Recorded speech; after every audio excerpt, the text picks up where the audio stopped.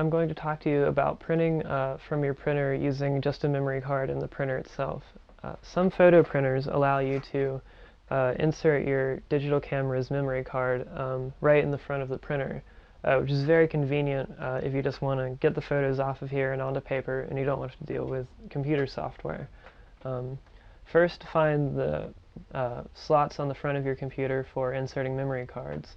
Most standard formats are used on printers, like this is an SD card, but it doesn't seem to be going in right, and most of the time you have to make sure that you've got the right side going into the printer.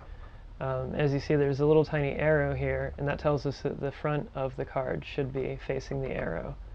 So we're going to slide it in, and once the printer recognizes your memory card, you can use the on-screen navigational menus, and we're going to go to single photo print, and right now the printer is reading the memory card, and here we have photos. So you can cycle through using your printer's navigational buttons, and when you find the photo you want to print, just simply hit the print button and your printer will take it from there.